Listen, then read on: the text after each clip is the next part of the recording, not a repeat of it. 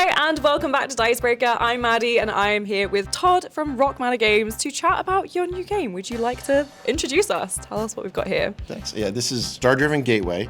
It's a science fiction adventure game where you're actually controlling a ship that represents a faction, and you're going around to get reputation in this sector of space. The reason you're doing that is there's an ancient civilization that has a gateway here. One thing that everybody knows about that is they have advanced technology, and every once in a while they just move on and no one's ever seen them. So this is the most intact piece of tech they found, so all the different factions want some piece of it. Very cool. So you're all kind of against each other, vying to get the most technology before anyone else does. Well, you're basically trying to complete different objectives to basically unlock the technology and to curry favor with the people who already live here, so they'll let you have access to the things that exist. Interesting. So it's not so much open conflict. There is that in there.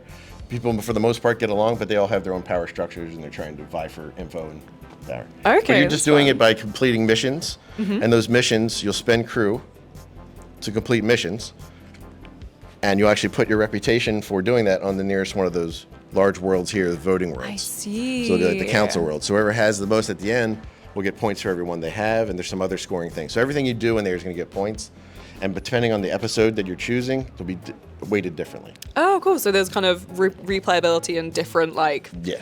Is it so each episode like kind of a story continuing? Yeah, it's like an overall story, but it's not a campaign. You can just pick it up. But if you play it from the beginning, you see the story evolving. Oh, very cool. Okay, I love that. And so you said one of the very interesting things about this is that you're, as well as like kind of got your ships out here going around, you're also then going like on the interior and getting into kind of the depths of like having a crew and managing them and things like that. Yeah, so your shipboard is everything that happens out here is going to happen on your shipboard. Cool. And the one thing is interesting, you have to have crew that you have to manage. So I'll play crew to the different stations, and that's one of the two actions I can play on a turn. Another action is playing a die to activate that station. Okay. Like you have two different types of movement. Yeah. Helm is just moving the number of spaces according to the die. Makes sense. Navigation is jumping, but that's also the main way power is developed. So in this one, it's a gravity drive, and you jump to a specific location. You have to have a die placed to go exactly there. So if I play a crew here and I play a die, I have to move exactly to a 5 gravity. I see. And I get that much power back. Okay. So everything else is going to require power on your ship, and that's the one way you get it back. That's also part of the story of the game. That's why people don't fight, because they spend most of their time trading and dropping off power to each other. Right. Okay. That's very cool. You do have conflict. It happens. There's some people that you have to compete against. They're the warbound. They're going to mess with your ships and attack you because philosophically they believe that conflict is advancement. So they're jerks with philosophy, so basically jerks. Okay. So they're always going to try to mess with you. These guys suck. Yeah. That's basically, you're managing your crew, you're managing your resources. You actually spend those crew to complete the missions. Right. You can also promote them, so they have a little better abilities. Oh, and they that's do so better. fun. You can recruit crew from a market, so you're going to have a market of better crew that you can try to get. And you get different things just from exploring around. So there's anomalies you have to face. When you face an anomaly, you have to actually basically do what it says on the card, which is normally a bad effect you have to weather. Okay. But then you can spend a crew with the right skill to keep it for a discard effect at the bottom for later.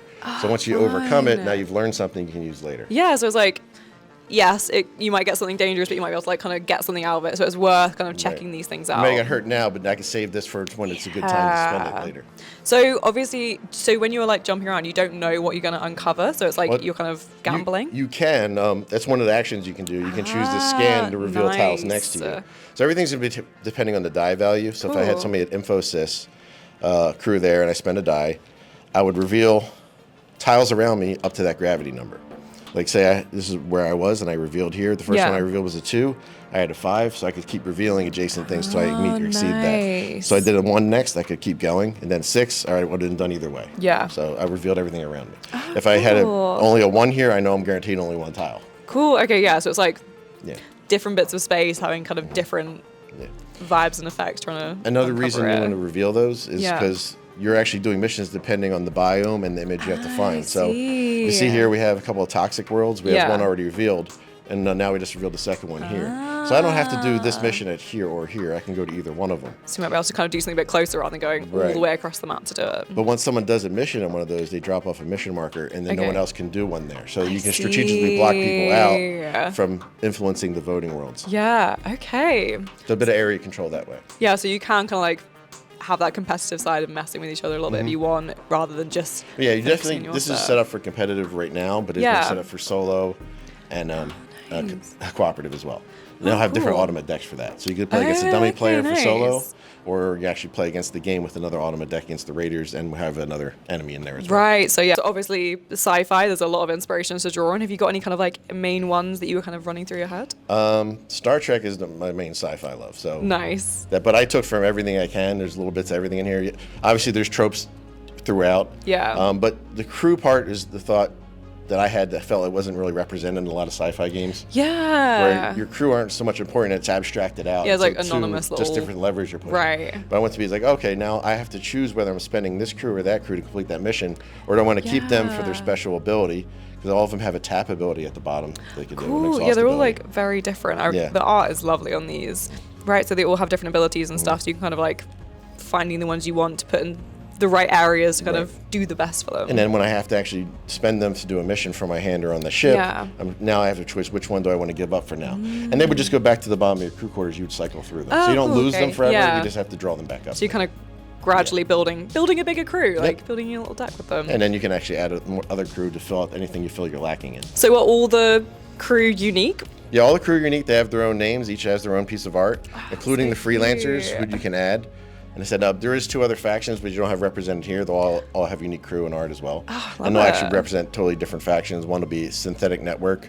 They're AI from all the different civilizations that have gone off on their own because they realize they have biases built into their programming, so they're trying to create a new culture. Aww. Then also the Travelers Union, which is basically like your big Dune-style trading guild, which they have the big ships. They go around to drop off power, and so they play a little bit different. But each of them does the basic same functions. But some of their upgrades on the ship also are unique. For example, you have a med bay. It allows you to pick 2 cards out of your crew quarters you want instead of just drawing from the top. Oh, that's very helpful. And that's a free action, but it would recycle when you rest. So you're spending all those die. Eventually, rest is one of your actions, so you get those die back to reroll, and then some other things will reset as well. Okay, so how many people, like how many crews have you got? How many people can play? It'll be 4 different factions, so you have to play 1 to 4. 1 to 4. Very nice.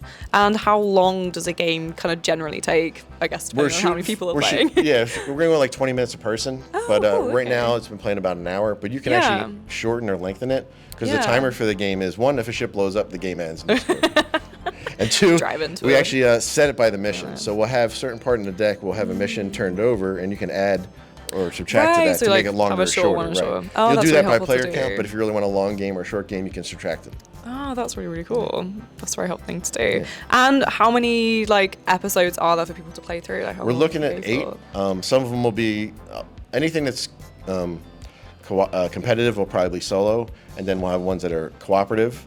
But I'm not sure. Probably about 2 of them will be cooperative, and then the rest will be either competitive and solo. Oh, cool. Yeah, so like a nice mix of things kind of do through the story. And obviously you're drawing from a lot of inspirations, but this is an original kind of setting and story and things. You said that it's going to be like the start of kind of a world where more games can come? Yeah, this is StarDriven Gateway. It's the start of a shared universe. So the next 2 games we're looking at is StarDriven Saga, which is a totally different game, but it'll be the same universe, same like technology characters, and then StarDriven Colonies. Okay. So, what kind of games are they going to be if you're ready to reveal? StarDriven Saga is more like an exploration game where you're actually playing as an individual crew. It's cooperative. Oh, fun. And you make your crew with decks from the species you're playing, and your crew tech, like you're an engineer or a pilot. Yeah. You combine those decks together and play. Fun. It's based a lot on Mike's game, Maximum Apocalypse. It's very similar to that in play style. But you actually have to go from your ship, manage your ship stuff, and go down on the planet, which would be a biome of tiles. Oh, cool. And you'll explore those and have to do different things with your crew. But it's cooperative, so you have the other people with their own. That's fun. It's nice because you kind of got like, you can zoom in or out or as far as you want with like the kind of different games you're doing. So like this is like, you've got a whole crew and ship that you can be like one individual person like in the story. That's fun to like see different angles of this same world. Yeah, it gives you a lot of where to play with. Oh yeah, story-wise they all connect. So this is the first one. So one of the episodes is you actually, at some point they power up the Gape ship, so spoiler. And then a ship goes through it, and then in his game, that's the ship trying to survive at another point in the galaxy, all by itself. Oh, cool. That's fun, yes. And then the third one is colonies, which you're actually building a colony that's under assault. So you're trying to, and it's competitive, so you're actually trying to get the most points trying to help the colony, but you're also getting attacked at the same time. Okay, yeah, so you're each kind of looking after your own colony and kind of... Well, so one colony everyone's building together, but you get points as you build things. I see. Okay, yeah. Yeah. I was trying to be the most important person in town. Okay, I love that. Yeah. So competitive is like we actually shouldn't be competitive, but like I want to be the best. Exactly. That's very fun. Fantastic. So where is this? People is it out yet? When can people kind of get it, look for it? Our earliest we'll be hitting a crowdfunding will be probably spring of this coming year. Cool. So if not, it'll be fall, but we'll do it when it's ready. Yeah. We still have a lot of playtesting over the next 3 months, and we're going to make sure that we get the word out about it before we go to any kind of Kickstarter or crowdfunding. Nice. Yeah. Sweet. So at some point in 2024, Yep. people can look out. Where should they go to make sure they know when and to find out? Rock Manor Games, you check out their site. We'll have post updates on there. If you look at any Rock Manor Games previous crowdfunding, Kickstarter, Game Found, and get on there, you'll actually get updates from that as well. Perfect. Amazing. And is there anything else you'd like to say before? No, just thanks. Perfect. Any socials or anything anyone can follow you on? Or? Rock Manor Games has Rock Manor Games is where you're going to go. Just one. Cool. It's fine. It's on Facebook. It's on everything. Yeah. All right, Rock Manor Games everywhere is the best way to find you Yep. guys. Thank you so much for talking me through, Todd. This looks fantastic. I'm actually going to spend a long time just looking through all of the alien art on all the crew because I'm obsessed with this. But thank you so much for talking us through. Thank you so much for listening, everybody, and I hope you all have a lovely day. Bye.